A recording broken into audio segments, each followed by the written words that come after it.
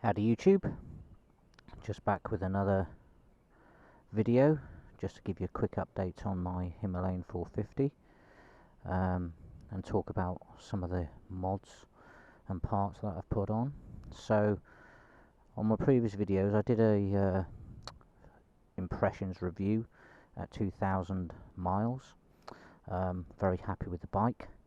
The bike's now at about 4,500, so the honeymoon period with the bike is definitely over. I've had the bike for about 9 months now, and do I still like it as much as I did when I bought it? Well, the simple answer is yes. It's a great bike for the money you pay. Absolutely superb. I can't really fault it. There are one or two little things which I'll talk about in a sec. But as you can see, I've heavily customized mine. I've blacked it out. I've got videos explaining what I've done, but this was the overall look that I wanted to go for. I've done various videos on all the mods and parts, but the latest parts are this unit garage side plate, the screen, the short fender, just to give the bike a more purposeful and rugged feel. I've got the cool covers for the seat because a lot of people have issues with the seat. I had slight issues with the seat, not that I found it uncomfortable, just that it was sliding me forward, and those cool covers have sorted that out for me really, because I don't slide forward and they don't compress the weave. It's very plush. It keeps you kind of locked in place. So yeah, I've gone for a kind of black and gold theme, a John Player special for those who are old enough to remember those cigarettes, the black and gold packaging. That's the kind of look that I've gone for. Bar end mirrors, and just some kind of industrial, what I would term as post-apocalyptic parts really, just to give the bike a rugged, purposeful kind of look, but also with a colour scheme just maintaining like a sleek kind of aesthetic to the bike, which I really like. Zard exhaust on there. I haven't decatted it. I don't feel I need to. I've taken the baffle out, which gives it a nice deep bassy rumble, better sound, and there are some performance gains even with that cat box still in. It's a lot peppier. So yeah, quite pleased with it overall. What we'll do in a bit, we'll go for a ride because I just want to talk about the new screen. So on previous videos I had the tall, it wasn't a stock screen, it was an aftermarket screen, but it was exactly the same as the stock screen you'd get from the Himalayan excuse me, catalogue. Didn't really do much in the way of wind protection. I just like the aesthetic. This screen, it's wider, it's taller, it's black, which I really like, although it's more of an opaque black so you can see through it, and it kind of just matches the look that I'm going for. It does offer a lot better wind protection. Before I had a lot of wind on my chest and especially on the helmet, a lot of buffeting. This screen does its job. It takes all the wind off my chest, and because it's got this kind of flick to the top, it kind of pushes the air over my helmet. So I don't get the buffeting, but it's still quite noisy, but that just might be my helmet. But yeah, sort of 60-70 miles an hour, you do feel the difference. And it looks really good too. And also when you buy this screen, the mounting system is you get this new bracket which has this GPS bar, which I really liked. Few fitment issues. You've got bolts either side that hold the stock screen to here, and behind those bolts you've got like a metal sheath which the screws bolt into. Now it could just be the one unit garage sent to me, but mine didn't quite fit. It was a little bit too tight, a little bit too snug, so I've had to remove those metal sheaths, which meant that I couldn't use the stock bolts because there was nothing for them to thread into, basically. So what I've done is I've just bought some longer bolts, and I've just literally put them all the way through and just put nylon lock nuts either side, and that seems to solve the problem. Now, it just could be the one I was sent. They all might not be like that, but I had to wait a while for the parts because they were out of stock, and they come from Italy, and it took about 6 weeks, and I really didn't want to send the screen back when I could sort of sort it. So just be mindful of that. It could be a tight fit, or it just could be the actual individual one that I was sent. But it was a problem. It wasn't too much of a problem, but I've sorted it out. And as you can see here, that's my lock nuts either side, just with some plastic caps over them. It's solid, it's not going anywhere. So overall, very, very good. The only thing I'll say about the screen, and I'll just hop on the bike to show you, is the turning circle of the bike with this screen, because it's wider, and I've got these Memphis Shades wind deflectors on, which I really like and I don't really want to take off, is when you go lock to lock, as you can see there, it does make contact with the screen. Now, it is only a couple of mil, maybe just a mil, because I can still lock the forks. So if I just take the key there,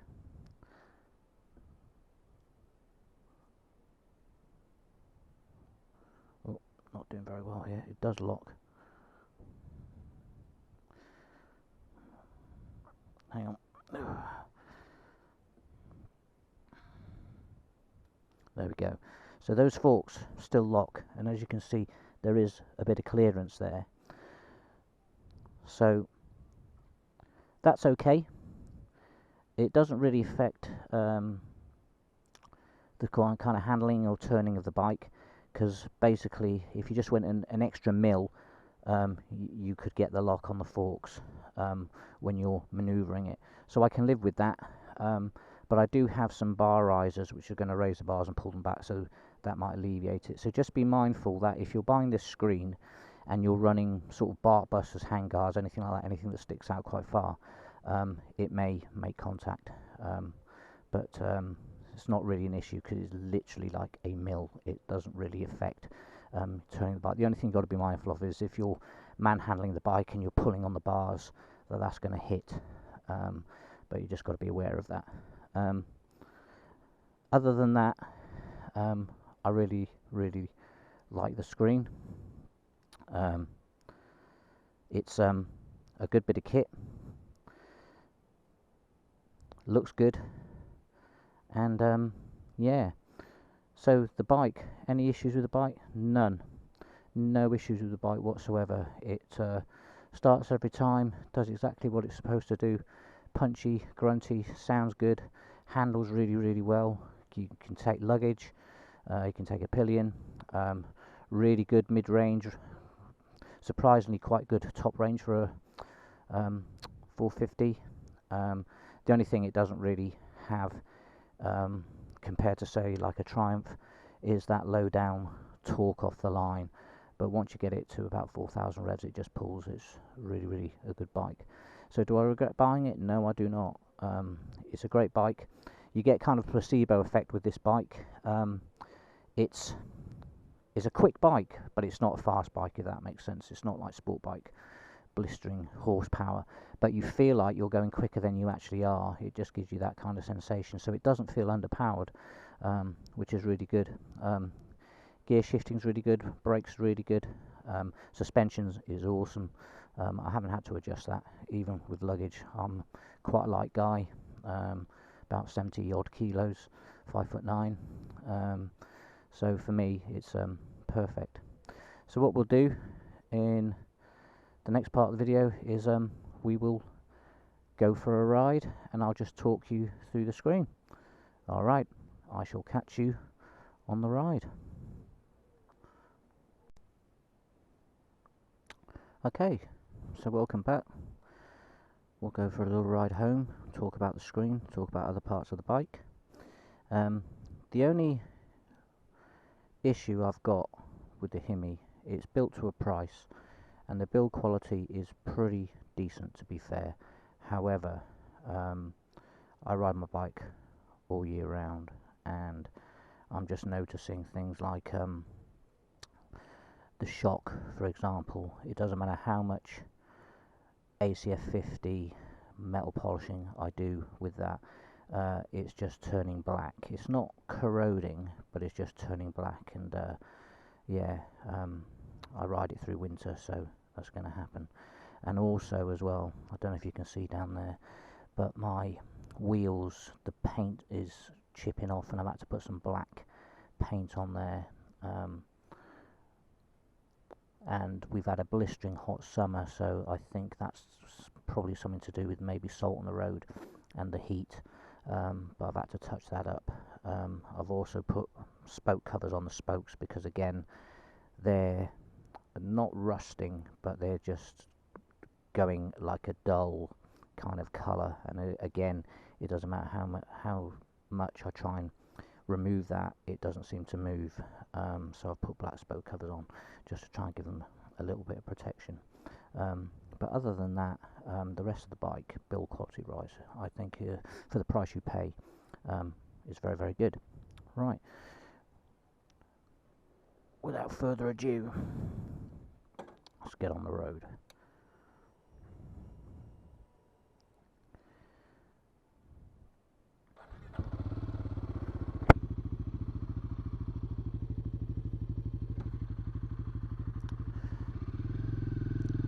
We're off. So yeah, I don't know if you can hear it, but that Zard exhaust does sound quite nice. Take a little ride back. So overall, am I still pleased with the Himi? Yes, I am. I've got no buyer's remorse at all. I'm glad I got the bike. It suits my needs for what I want to do with the bike. I've got it looking how I want it to look, and yeah, very pleased with it.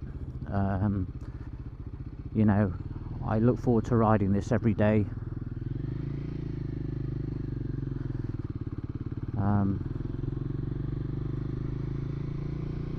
It's a great bike, great value bike for the money. I think it's unbeatable really for what you get.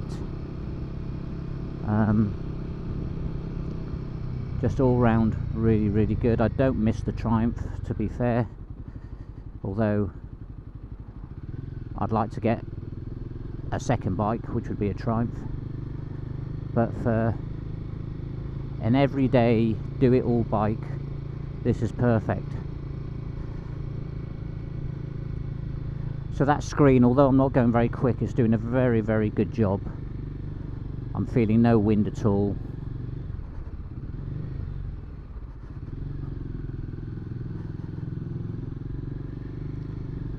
It looks good on the bike as well.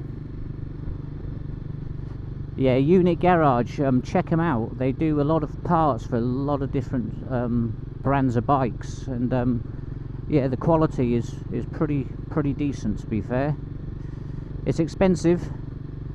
You know, it was a couple of £100 for the screen, but you get what you pay for.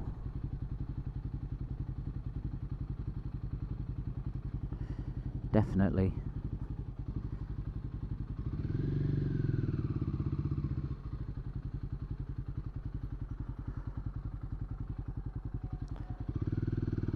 Off we go.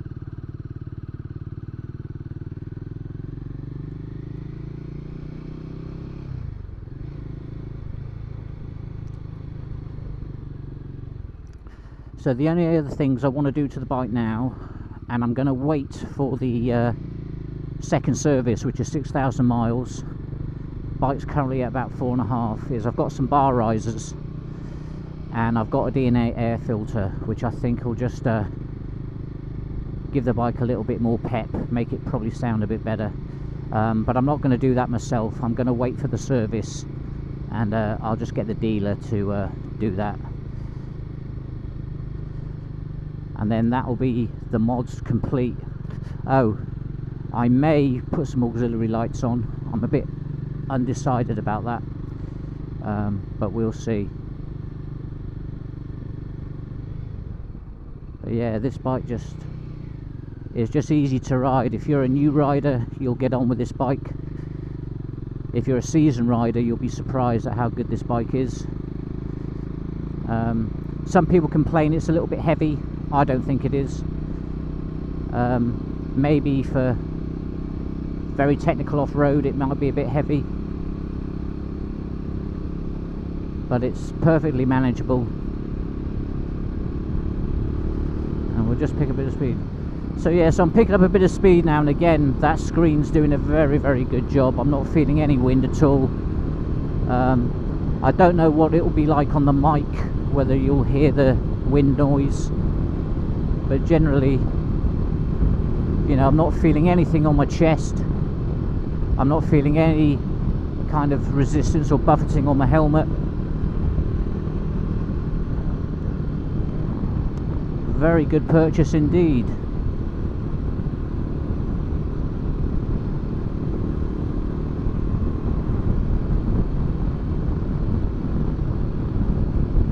So would I recommend the unit garage stuff? Yes, I would. It is nice quality stuff. Obviously I had a little issue with the fitting, but like I said, that just could be the unit that I was actually just sent, and I wasn't going to send it back. I couldn't be bothered to wait. I've just basically improvised, adapted and overcome, and it's on there solid. So overall, a nice bit of kit.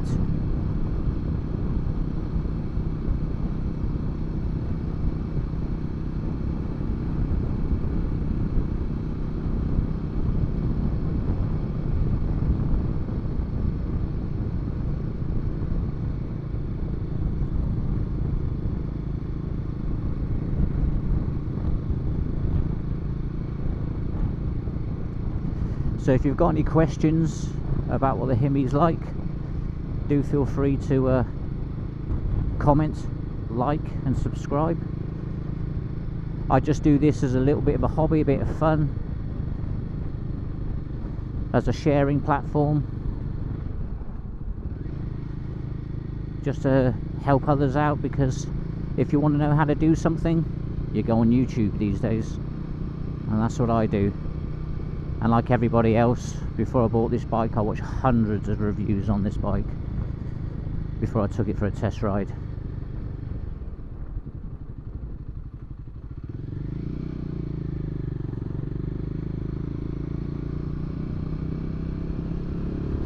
So overall, still very pleased with the bike, still loving it.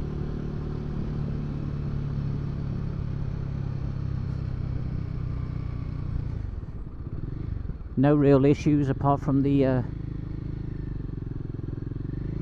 some of the quality control parts, such as paint chipping and stuff like that. But I suppose if you're like me and you ride your bike all year round, through the winter, through the muck, through the salt, you've got to expect that, and I can live with it.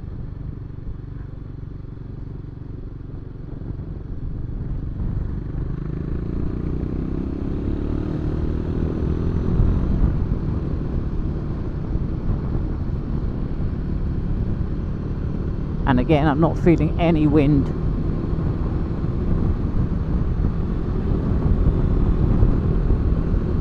It's just nice clean air. That's how I'll describe it. That screen's doing a great job.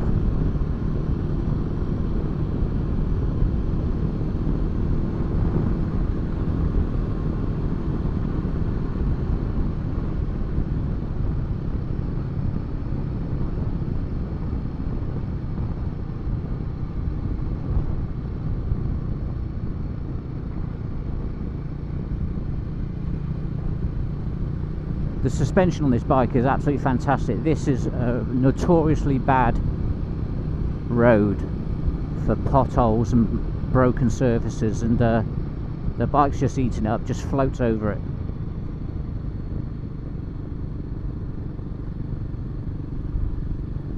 Really good.